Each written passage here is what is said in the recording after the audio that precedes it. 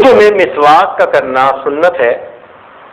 نبی علیہ الصلوۃ والسلام نے ارشاد فرمایا کہ تم اپنے منہ کو صاف رکھا کرو، اس لیے کہ تم اسے اللہ کا قرآن پڑھتے ہو۔ اور ایک روایت میں آتا ہے کہ فرشتہ نمازی کے تلاوت کو سنتا ہے، حتیٰ کہ وہ فرشتہ اس کے اتنے قریب ہو جاتا ہے کہ اس تلاوت کرنے والے قاری کے ہونٹوں پہ اپنے ہونٹ رکھ دیتا ہے، اتنا قریب ہو جاتا ہے اللہ کے کلام کی شوق میں۔ اگر اس نے مسواک نہ کیا ہو تو فرشتہ ایسا نہیں کرتا، پیچھے رہ جاتا ہے، اور اگر اس نے مسواک کیا ہوگا تو فرشتہ اس کے اتنے قریب ہو کر اللہ کا قرآن سن رہا ہوگا۔ اس لیے جو اللہ کا قرآن پڑھنے والے حضرات ہیں ان کو اپنا منہ ضرور صاف کرنا چاہیے مسواک کے ذریعے سے۔ نبی علیہ السلام نے ارشاد فرمایا اگر مجھے امت کی تکلیف کا احساس نہ ہوتا تو میں ہر نماز میں مسواک کا کرنا فرض قرار دے دیتا۔ اس سے کیا اندازہ ہوتا ہے کہ نبی علیہ السلام کتنا اہتمام چاہتے تھے، تو ہمیں مسواک کا بہت اہتمام کرنا چاہیے۔ ایک بات ذہن میں رکھنا، دو سنتیں ہیں، منہ کو صاف رکھنا بھی سنت ہے اور منہ میں مسواک مارنا بھی سنت ہے۔ کئی لوگ لکڑی کی مسواک تو مارتے ہیں، کرتے ہیں، لیکن وہ منہ صاف نہیں ہوتے، منہ سے بو آتی ہے، تو سنت ایک تو حاصل ہو گئی مگر منہ کو صاف رکھنے کی سنت حاصل نہیں ہوئی۔ صاف رکھنا بھی ضروری ہے۔ پہلے زمانے میں غذائیں سادہ تھیں، جو کی روٹی، وہ بھی خشک روٹی، ستو ہوتے تھے، کبھی پانی پی لیا کبھی دودھ پی لیا، تو دانت صاف کرنے آسان ہوتے تھے۔ یہ آج کے دور کی آئس کریمیں نہیں ہوتی تھی، یہ آج کے دور کی مرغن غذائیں نہیں ہوتی تھیں۔ آج کی دور کی غذاؤں سے اپنے منہ کو صاف کرنے کے لیے اگر مسواک کام نہیں پورا کر رہا تو آپ کو چاہیے کہ برش استعمال کریں، اس پر دوائی استعمال کریں، منہ کو بو سے صاف رکھیں۔ بعض دوستوں کو ہم نے دیکھا وہ کہتے ہیں جی یہ تو انگریزوں کا طریقہ ہے، نہیں، ہرگز نہیں۔ منہ کو صاف کرنا یہ شروع سے ہمارے مشائخ کا طریقہ آ رہا ہے، اور یہ نہیں کہ فقط لکڑی کا مسواک کیا جاتا تھا، عورتوں میں لکڑی کے مسواک کی جگہ درختوں کی چھال استعمال کی جاتی تھی۔ اب یہ اخروٹ کی چھال وہ اتنا دانتوں کو صاف کر دیتی ہے کہ کتنے میلے دانت کیوں نہ ہو، آپ اخروٹ کی چھال لے کر جو سبز ہوتی ہے اس کو آپ منہ میں لگائیں تو 1 منٹ کے اندر دانت ایسے صاف ہوں گے کہ جیسے آپ کسی ڈینٹل کلینک سے صاف کروا کے باہر نکل رہے ہیں۔ تو عورتوں میں پہلے زمانے سے شروع سے ہی کیکر کی چھال، بادام کے درخت کی چھال، اخروٹ کی چھال، یہ چھالیں استعمال کرنے کا طریقہ رہا اور ان کے لیے یہی سنت تھی، منہ کو صاف رکھنا۔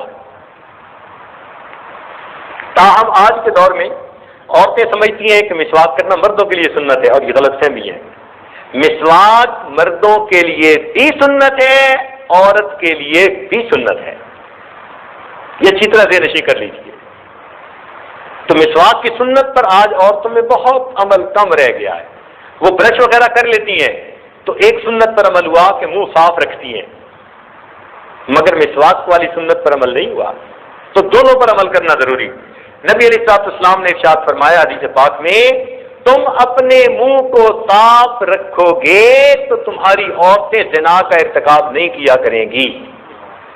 حدیث پاک، ذمہ داری سے عرض کر رہا ہوں، اگر تم اپنے منہ کو صاف رکھو گے تو تمہاری عورتیں زنا کا ارتکاب نہیں کیا کریں گی۔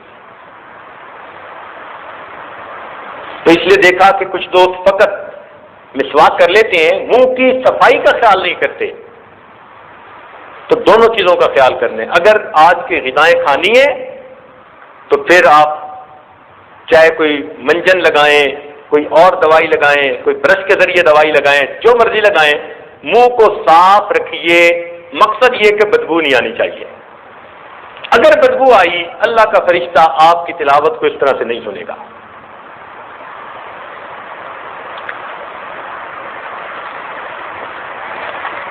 آج کل یہ تحقیق ہے، پہلے زمانے میں تحقیق تھی کہ جی صبح اٹھ کے برش کیا کرو، دانتوں کو صاف کیا کرو، اور آج تحقیق ڈاکٹروں کی طرف بدل گئی.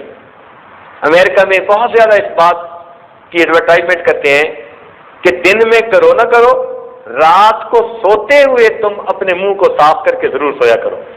اس کی وجہ کیا ہے کہ منہ کے اندر نا جو بیکٹیریا ہوتا ہے اس کی چھاؤنیاں بنی ہوتی ہیں.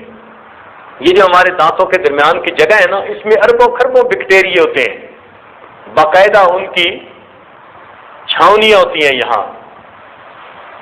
اب دن کے اندر تو انسان کا منہ حرکت کرتا رہتا ہے، بولتا رہتا ہے، کچھ بات چیت کرتا رہتا ہے، تو منہ حرکت کرتا ہے. منہ کے حرکت میں رہنے کی وجہ سے بیکٹیریا کو اپنا کام کرنے کی فرصت نہیں ملتی، موقع نہیں ملتا.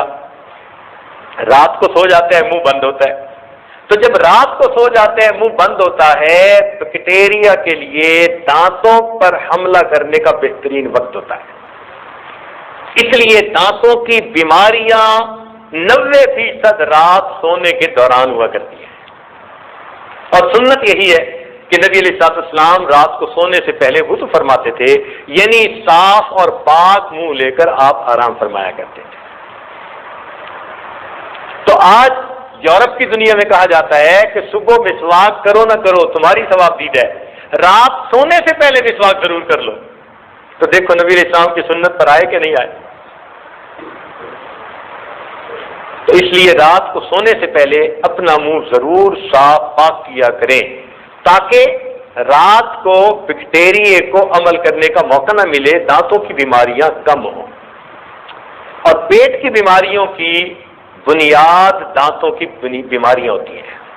اکثر جو پیٹ کی بیماری ہے نا، ان کی بنیاد منہ کی بیماریاں لگتی ہیں کہ منہ کے اندر بیکٹیریا جو ہے وہ کچھ ایسے جراثیم پیدا کر دیتا ہے جو بیماریوں کے ہوتے ہیں. جب انسان کھانا کھاتا ہے اپنے منہ سے بیماریوں کے جراثیم اپنے پیٹ میں جا رہے ہوتے ہیں.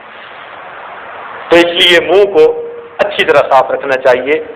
اور اگر انسان کے دانت ایسے ہیں کہ اس میں خلا ہے اور غذا اندر پھنس سکتی ہے تو اس کو خلال بھی کرنا چاہیے اور اچھی طرح تسلی کے ساتھ اپنے منہ کو صاف کر لینا چاہیے. گویا نماز کے لیے مسواک کرنا مستقل اجر کا باعث ہے.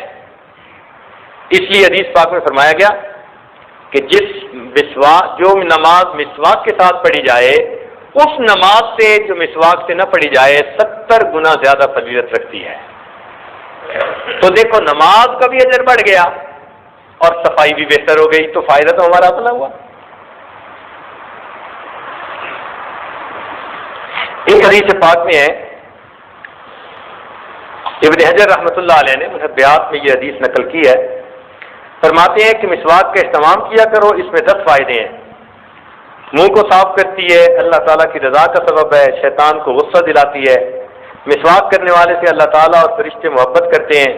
مسوڑوں کو تقویت دیتی ہے، بلغم کو قطع کرتی ہے، شیطان کو غصہ دلاتی ہے، منہ میں خوشبو پیدا کرتی ہے، صفرا کو دور